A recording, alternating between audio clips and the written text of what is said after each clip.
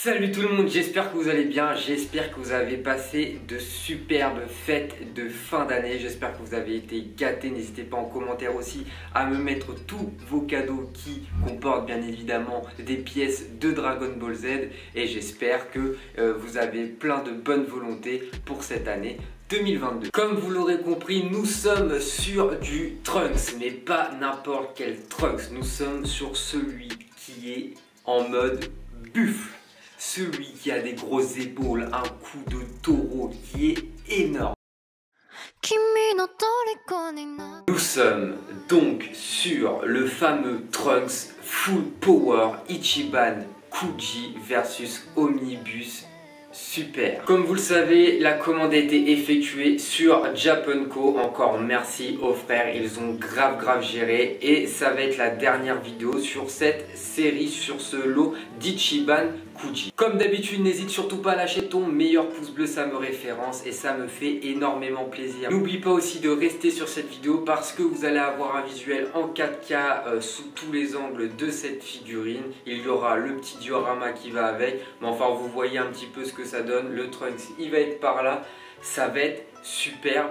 N'hésitez surtout pas à me dire en commentaire ce que vous en pensez, c'est super important, ça peut nous permettre de parler et de débattre de certains sujets. Nous voici donc avec ce Trunks, voilà, Masterless Dragon Ball Super versus Omnibus Super, le lot E de ce fameux Trunks Full Power. Voilà pour la boîte.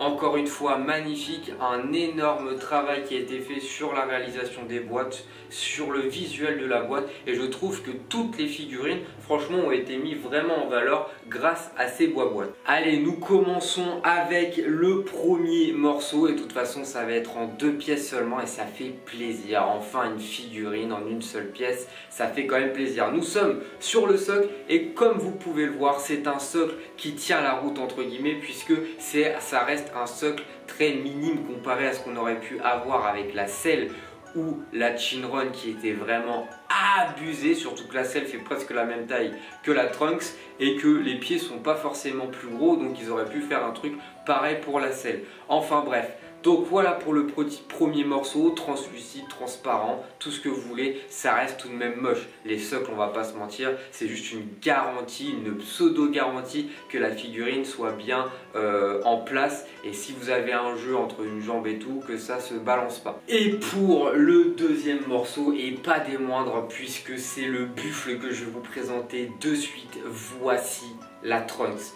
Et regardez la taille qu'elle fait comparée encore une nouvelle fois à ma tête. Elle est énorme. C'est typiquement la transformation de Trunks que je préfère. Il en impose, il a des épaules énormes, une carrure énorme, des cuisses énormes. Il a tout d'énorme. Enfin tout. Je suis pas sûr de tout, mais en tout cas visuellement là, au niveau voilà des muscles, ça j'en suis sûr. Pour le nom de cette transformation, c'est assez spécial.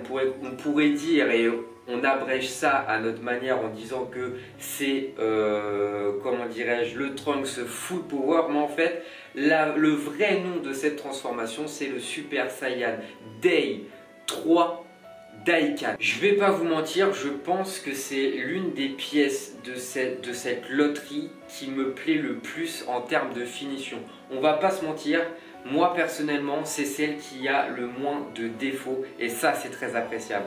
Pour le prix 84 € sur Japanco, bien évidemment en plus ce mois-ci c'était sans frais de port, sans rien, donc c'était parfait et de toute façon les frais de port ça aurait été 6 € pour le mondial relais. Donc franchement comparé à d'autres sites où tu rajoutes 50 balles pour les frais de douane, les frais de je sais pas quoi, ça fait énormément plaisir, les frères régalent.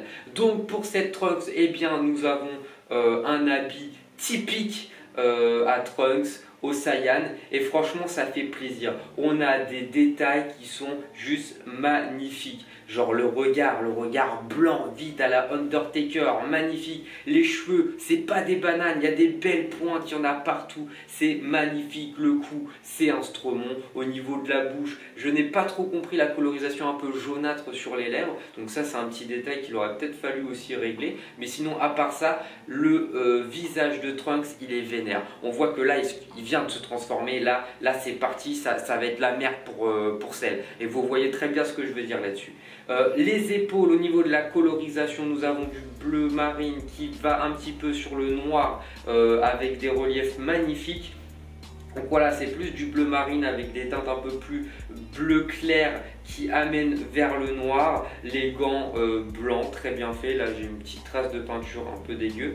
Et au niveau du reste, c'est pareil. Il y a des petits tracés noirs, il y a des sortes d'impact sur la combinaison qui nous dit bien que oui, le Trunks là, il a grossi, il a pris du muscle. C'est typiquement sa transformation qui donne ça. Mais malheureusement, il y a un hic pour cette transformation, c'est que il a du mal quand même à tenir la route. Il s'affaiblit très vite ce Trunks full power avec cette transformation, et ça c'est un peu dommage.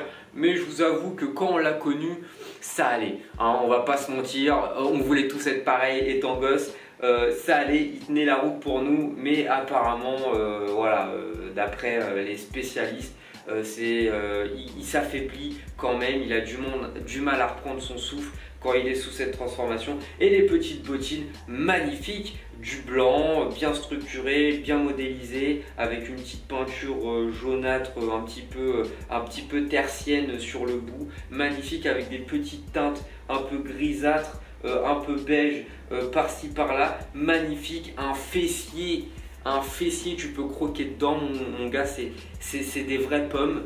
Mais sinon, franchement, une carrure magnifique, une figurine magnifique. J'espère que vous en prenez plein les yeux. Restez, parce qu'il va y avoir forcément sous tous les angles la figurine en 4K. Vous allez pouvoir vraiment baver devant cette figurine. Elle est magnifique. En termes de colorisation, de modélisme, de sculpture, elle est sublime. Je la trouve vraiment sublime et imposante. Et voilà, typiquement cette pose qui est semi-dynamique, parce que bon, bah il est sur sa pose, il vient de se transformer, mais bon, c'est vrai que on comprend bien que là il est au combat, le mec. On comprend bien que là il est pas en mode bon, je vais me prendre une petite tasse de thé. Non, tranquille, là il va se combattre, ce putain de Trunks, et ça fait plaisir, ça fait énormément plaisir. Donc mis à part ça, je pense que voilà, j'ai été franc sur le sujet, sur cette pièce, et je pense qu'il n'y a pas d'autre chose à dire. C'est presque une perfection en termes de figurine. C'est presque une perfection, parce que bah,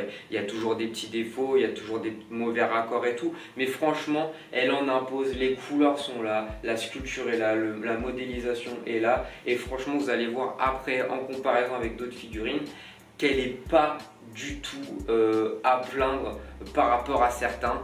Donc je vous dis à très vite, j'espère. Je vous fais plein de gros bisous. Peace, mais pas sur moi, ça arrive juste après.